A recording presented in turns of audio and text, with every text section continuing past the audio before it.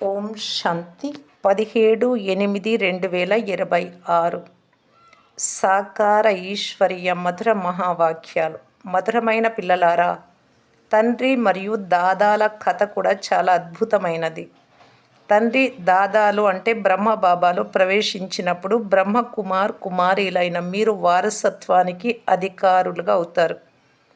ప్రశ్న: డ్రామా నిశ్చితమైనది అని తెలుసు కూడా పిల్లలైన మీరు ఏ లక్ష్యాన్ని తప్పకుండా ఉంచుకోవాలి? జవాబు: పురుషార్థం చేసి, బాగా ప్రయత్నం చేసి, గ్యాలప్ చేసి, లక్ష్యం అనగా వినాశనానికి ముందే తండ్రి స్మృతిలో ఉండి కర్మాతీతులయ్యే లక్ష్యాన్ని తప్పకుండా ఉంచుకోవాలి. కర్మాతీతము అనగా ఇనుప యుగం నుండి బంగారు యుగం వారిగా తయారు కావటం. పురుషార్థం చేసే సమయం కొద్దిగా మాత్రమే ఉంది.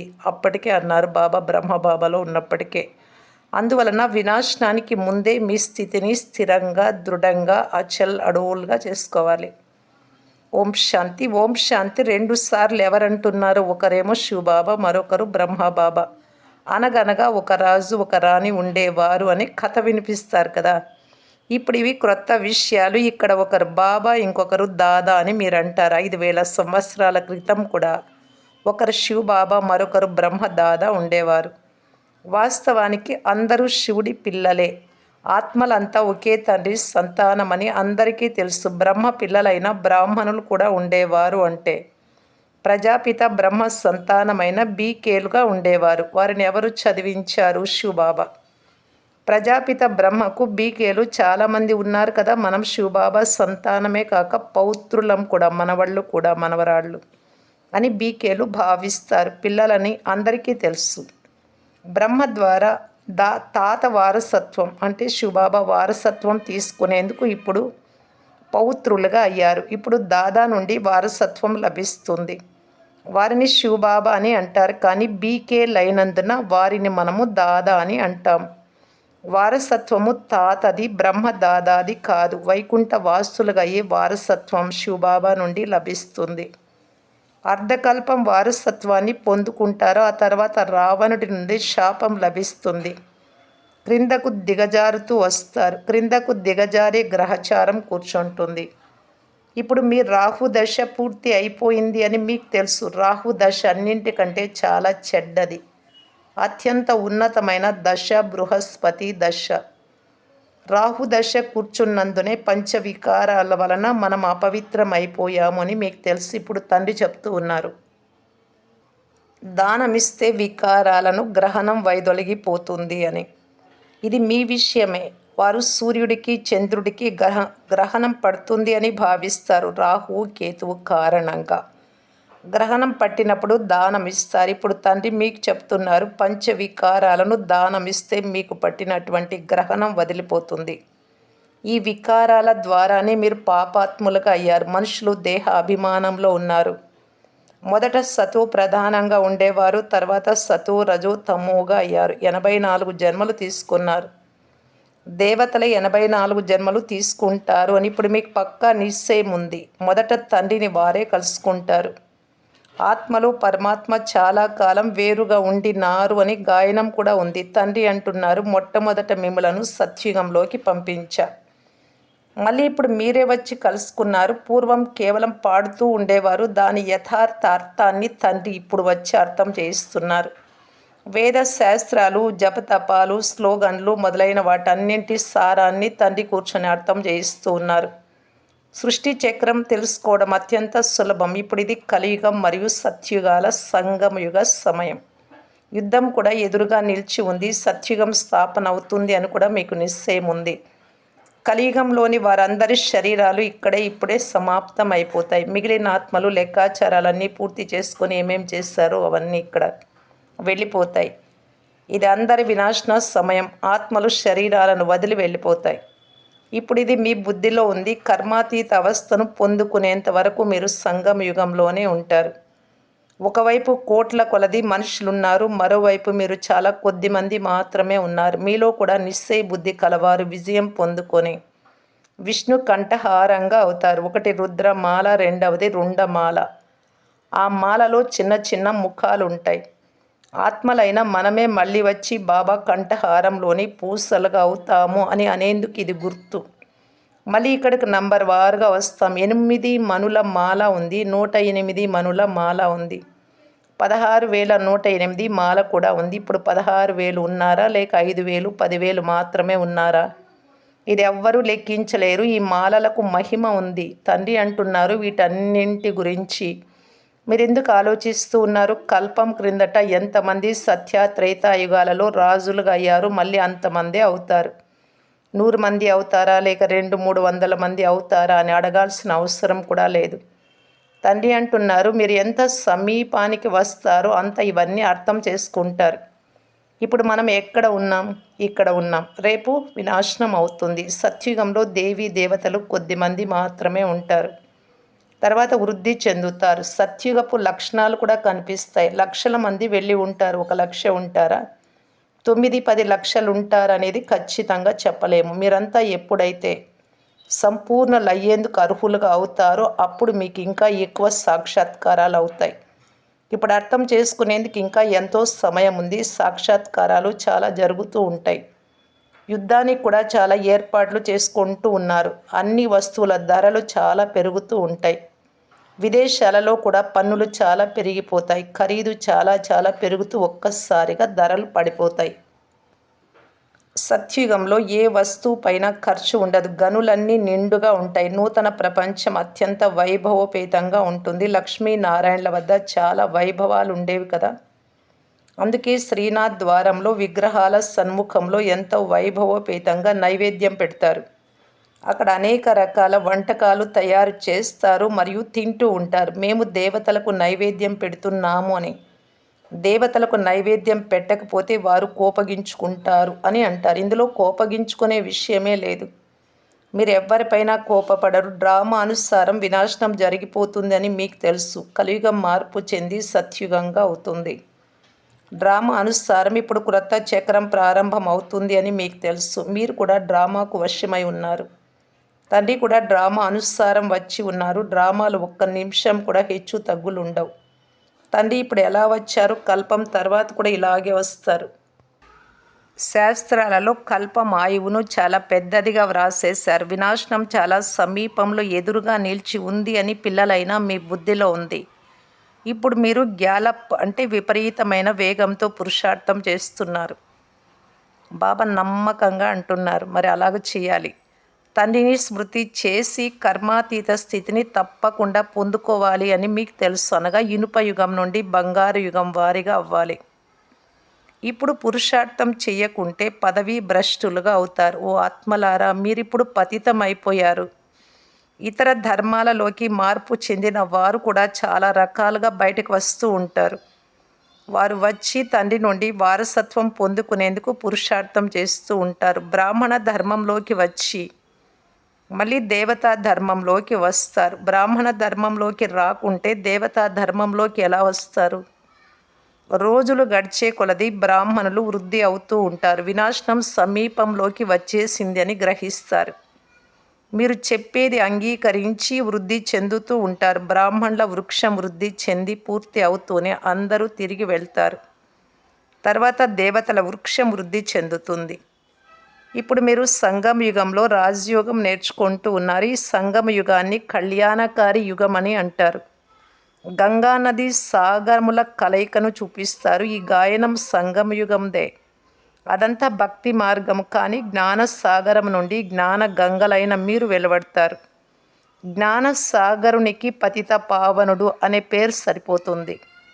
వారు పతిత పావని గంగ అని భావిస్తారు. గంగా నదిలో పుణ్యస్నానం చేస్తూనే ఉంటారు. ఈ నదులు సత్యుగం నుండి ప్రవహిస్తూనే ఉన్నాయి. ఈ సమయంలో అక్కడక్కడ నదులు ముంచేస్తూ కూడా ఉన్నాయి. ప్రకృతి కూడా తమో ప్రధానమైపోయింది. సాగరం కూడా తమో ప్రధానమైపోయింది. సముద్రము కొద్దిగా పొంగిన అన్నింటినీ నాశనం చేసేస్తుంది. సత్యుగంలో యమునా నది ఒడ్డున మనము చాలా కొద్ది మంది మాత్రమే ఉంటామని మీకు తెలుసు. ఢిల్లీ ఫరిస్తాన్గా అంటే స్వర్గంగా ఉండేది మళ్ళీ అవుతుంది. సత్యుగంలో చాలా కొద్ది మంది మాత్రమే జీవాత్మలు ఉంటారు. తర్వాత నెమ్మదిగా వస్తూ ఉంటారు. ఇప్పుడు ఇది కలియుగ అంతిమ సమయం. మనుషుల సంఖ్య చాలా పెరిగిపోయింది. ఇది అనంతమైన నాటకం. దీనిని బాగా అర్థం చేసుకోవాలి. కొంతమంది స్వయాన్ని పాత్రధారులము అని తెలుసుకుంటారు, కానీ కల్పం అంటే 5000 సంవత్సరాల నాటకం అని తెలియదు. 84 జన్మలు ఎక్కడ? 84 లక్షల జన్మలు ఎక్కడ? ఇప్పుడు మీరు ప్రకాశంలో ఉన్నారు. మీకు తండ్రి నుండి వారసత్వం లభిస్తుంది. తండ్రి మన్మనాభవని అంటారు. ఒక్క తండ్రిని మాత్రమే స్మృతి చేయాలి. శివ భగవాను వాచ. కృష్ణుడు జ్ఞానసాగరుడు కాదు. భగవంతుడి మహిమకు మరియు దేవతల మహిమకు చాలా తేడా ఉంది. తండ్రి నూతన రచన చేస్తున్నారు. వారిని సర్వగుణ సంపన్నులు అని మహిమ చేస్తారు దేవతలను. ఇప్పుడు మీరు ఈ విధంగా తయారవుతూ ఉన్నారు. తండ్రి మహిమకు దేవతల మహిమకు రాత్రికి పగలుకున్నంత తేడా ఉంది. ఇది రాజయోగం కదా. భగవంతుడు రాజయోగం నేర్పిస్తారు అనే గాయనం కూడా ఉంది. వారు నిరాకారులు. నిరాకారం నుండి సాకారంలోకి తప్పకుండా రావాల్సి వస్తుంది. భగవంతుడికి ఇంత మహిమ ఉంది అంటే తప్పకుండా రావాల్సి వస్తుంది. వారిది దివ్య అలౌకిక జన్మ. ఇతరులెవ్వరి జన్మను దివ్య జన్మ అని మహిమ చేయరు. ఒకరు లౌకిక తండ్రి, మరొకరు పారలౌకిక తండ్రి అని పిల్లలకు అర్థం చేయించారు. ఆ పారలౌకిక తండ్రిని, భగవంతుణ్ణి అందరూ స్మృతి చేస్తారు, అంటే రకరకాల పద్ధతులతో. మూడవ వారు అలౌకిక తండ్రి. శరీరానికి తండ్రి, పరమాత్మాత్మలకు తండ్రి. ఇక అలౌకిక తండ్రి బ్రహ్మ బాబా. ఇతడు కూడా అద్భుతమైన తండ్రి. పారలౌకిక తండ్రి పిల్లలను దత్తత చేసుకుంటారు ఇతడి ద్వారా. కనుక మధ్యలో ఈ అలౌకిక తండ్రి ఉన్నారు. ప్రజాపిత బ్రహ్మకు అనేక మంది పిల్లలు ఉన్నారు. శివబాబా వచ్చి బ్రహ్మ ద్వారా మిమ్ములను తన వారిగా చేసుకుంటారు. చాలామంది బీకేలుగా అవుతారు. లౌకిక తండ్రికి 8 మంది 10 మంది పిల్లలు ఉండవచ్చు. శివబాబా పారలౌకిక తండ్రి. వారికి విశ్వమంతా పిల్లలే. ఆత్మలందరూ మేము సోదరులమని అంటారు. ఇప్పుడు ఈ సంగం యుగంలో మళ్ళీ అలౌకిక తండ్రి లభిస్తారు. అక్కడ మీకు జ్ఞానం ఉండదు. తండ్రి వచ్చి నూతన సృష్టి రచించినప్పుడు ప్రజాపిత బ్రహ్మ లభిస్తారు. కావున ఇది అలౌకిక జన్మ కదా. ఇతడిని ఎవ్వరూ అర్థం చేసుకోలేరు. అతను లౌకిక తండ్రి, వీరు పారలౌకిక తండ్రి. ఇతడు సంగం యుగంలో అలౌకిక తండ్రి. లౌకిక తండ్రి సత్యుగం నుంచి ఉంటారు. శరీరానికి ఎన్ని శరీరాలు తీసుకుంటే అంతమంది తండ్రులు ఉంటారు. ఒకే తండ్రి కాదు. శరీరం మారే కొద్దీ అన్ని సంబంధాలు మారిపోతాయి. అక్కడ పారలౌకిక తండ్రి ఒకరే ఉంటారు. ఎవ్వరూ స్మృతి చెయ్యరు. స్వర్గంలో అయితే లౌకికంలో ఒక తండ్రి మాత్రమే ఉంటారు. బ్రహ్మబాబాను అనుకోరు, శివబాబాను అనుకోరు. ఓ భగవంతుడా, ఓ పరమాత్మ అని స్మృతి చెయ్యరు. ద్వాపర యుగంలో భక్తి ప్రారంభమైనప్పుడు 2 తండ్రులు ఉంటారు. సంగం యుగంలో 3 తండ్రులు ఉన్నారు. శరీర తండ్రి, అలౌకిక బ్రహ్మబాబా, పారలౌకిక శివబాబా. ప్రజాపిత బ్రహ్మ కూడా ఇప్పుడే లభిస్తారు. ఇప్పుడు మీరు ఇతడి సంతానంగా కూడా అయ్యారు. ఇతడు మీ అలౌకిక తండ్రి అని తెలుసుకున్నారు. ఇప్పుడు ఈ విషయాలన్నీ మీరు మంచి రీతిగా అర్థం చేసుకొని తండ్రిని స్మృతి చేస్తూ ఉన్నారు. స్వయాన్ని ఆత్మగా భావించి తండ్రిని స్మృతి చేయండి. సత్యుగంలో స్మృతి చేసే అవసరమే ఉండదు. దుఃఖంలో అందరూ పారలౌకిక తండ్రిని స్మృతి చేస్తారు. ఇది చాలా సహజమైన విషయం. సత్య త్రేతాయుగాలలో ఒకే తండ్రి ఉంటారు. ద్వాపర యుగంలో 2 తండ్రులు ఉంటారు. ఇప్పుడు మీరు అలౌకిక తండ్రికి పిల్లలుగా అయ్యారు. వారి ద్వారా మీరు వారసత్వాన్ని తీసుకుంటారు. పిల్లలైన మీరే బ్రాహ్మణులుగా అవుతారు. మళ్ళీ మీరే దేవతలుగా అవుతారు. వినాశనం కూడా మీరే చూస్తారు. దానిని మీరు మీ స్థూల నేత్రాలతో చూస్తారు. బాంబులు వేస్తారు కనుక మనుషులు మరణిస్తారు కదా. జపాన్లో హిరోషిమా, నాగసాకి పైన బాంబు పడినప్పుడు మనుషులు ఎలా మరణించారో చూశారు కదా. ఇక్కడ యుద్ధాలు జరుగుతూ ఉంటాయి. శివబాబా వచ్చిన తర్వాతనే 2 యుద్ధాలు జరిగాయి. అంతిమ యుద్ధం, 3వ ప్రపంచ యుద్ధం కూడా ఇప్పుడు జరుగుతుంది. యుద్ధాలు జరుగుతూ ఉన్నాయి, మేము విసిగిపోతున్నామని స్వయం వారు కూడా అంటూ ఉంటారు. యుద్ధం చేసేవారు కూడా 10 సంవత్సరాల వరకు కూడా యుద్ధం జరుగుతూ ఉంటుంది. బాంబులు క్షణ మాత్రంలోనే అన్నింటినీ నాశనం చేసేస్తాయి. నిప్పు రవ్వ అంటుకుంటే పట్టణాలకు పట్టణాలే నష్టం అయిపోతాయి. ఇవి బాంబులు. అగ్ని కూడా తగులుకుంటుంది. స్థాపన మరియు వినాశనం చేయించేందుకు తండ్రి వచ్చారు అని మీకు తెలుసు. అందువలన ఇవన్నీ తప్పకుండా జరుగుతాయి. ఇది పురుషార్థం చేసే సమయం. మాయ పదే మీ బుద్ధి యోగాన్ని త్రుంచి వేస్తుంది. ఇది పురుషార్థం చేసే సమయం కదా. ఇప్పుడు ఇంకా మీరు స్థిరమైన స్థితికి చేరుకోలేదు. బాబా మాయావి తుఫానులు చాలా వస్తాయి అని పిల్లలు అంటారు. కొంతమంది రోజంతటిలో గంట, అరగంట కూడా స్మృతి చెయ్యరు. మాకు చేత కాదు అనుకుంటారు.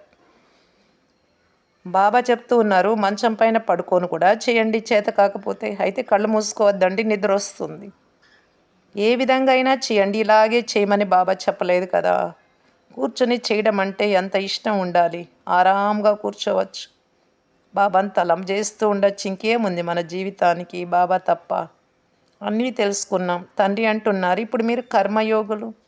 8 గంటలు ఈ సేవ చేస్తారు. 8 గంటలు స్మృతి చేయగలిగే పురుషార్థం చేయాలి. స్మృతి చేస్తూ ఉంటేనే వికర్మల వినాశనం అవుతాయి. దీనినే యోగాగ్ని అని అంటారు. ఇందులోనే శ్రమ ఉంది. గృహస్థ వ్యవహారంలో ఉంటూ కేవలం స్మృతి చెయ్యాలి. ఇది కూడా బాబా తెలిపిస్తూ ఉన్నారు. గృహస్థాన్ని వదిలిన పిల్లలు తండ్రిని అంతగా స్మృతి చెయ్యరు. ఇంట్లో ఉన్న పిల్లలు తండ్రిని ఎక్కువగా స్మృతి చేస్తారు. అర్జునుడు మరియు ఏకలవ్యుడి ఉదాహరణలు ఉన్నాయి కదా. సమర్పణమై ఉండే వాళ్ళని గురించి బాబా చెప్తారు. ఇంట్లో ఉంటే చెయ్యలేరు అని కాదు, ఇంట్లో ఉండేవారు కూడా చేయగలరు. అర్జునుడికి గురువు ఉన్నారు, ఏకలవ్యుడికి గురువు లేరు. అంటే ఇక్కడ ఇంట్లో ఉండేవారిని గురించి చెప్తున్నారు ఏకలవ్యుడు అని. అర్జునుడి కంటే మేటి అయినవాడు. అర్జునుడు మరియు ఏకలవ్యుడి ఉదాహరణలు ఉన్నాయి కదా. తండ్రిని స్మృతి చేయడమే శ్రమ. సృష్టి చక్రాన్ని అర్థం చేసుకోవాలి. మహాభారత యుద్ధం కూడా తప్పకుండా జరుగుతుంది. 3వ ప్రపంచ యుద్ధమే మహాభారత యుద్ధం. సత్యుగంలో ఏ యుద్ధాలు ఉండవు. పిల్లలైన మీరు అందులకు ఊత కర్రగా అవ్వాలి. తండ్రిని మరియు చక్రమును స్మృతి చేసే మార్గాన్ని అందరికీ తెలిపించాలి. స్వదర్శన చక్రధారులుగా అవ్వండి, మంచిది. మధురాతి మధురమైన అపురూపమైన పిల్లలకు మాతాపిత బాప్దాదాల ప్రియ స్మృతులు మరియు గుడ్ మార్నింగ్. ఆత్మిక పిల్లలకు ఆత్మిక తండ్రి నమస్తే. లాస్ట్ పాయింట్ కూడా చాలా గమనంతో వినాలి, మామూలుగా రొటీన్గా అని కాదు.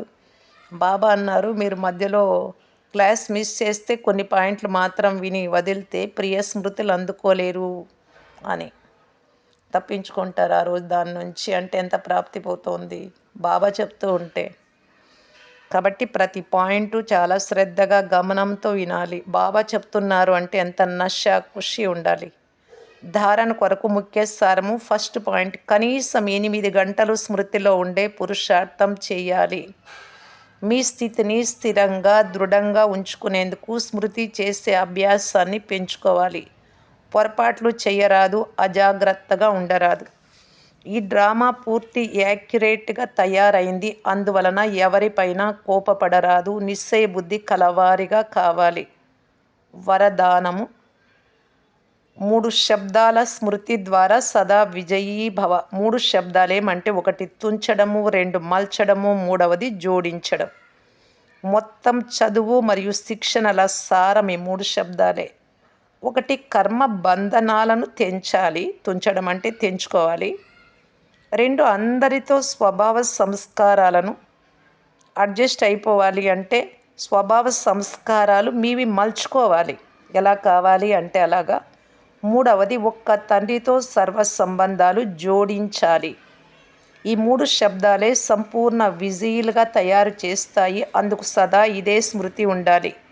ఈ కళ్ళతో ఏ వినాశీ వస్తువులనైతే చూస్తున్నామో అవన్నీ వినాశనం అయ్యే ఉన్నాయి. వాటిని చూస్తున్న మీ నూతన సంబంధాలను, నూతన సృష్టిని చూస్తూ ఉంటే ఎప్పుడు ఓటమి జరగదు. స్లోగన్. యోగుల గుర్తు. యోగులు ఎవరు అంటే సదా క్లీన్గా మరియు క్లియర్గా ఉండేవారే యోగులు. అవ్యక్త సూచన.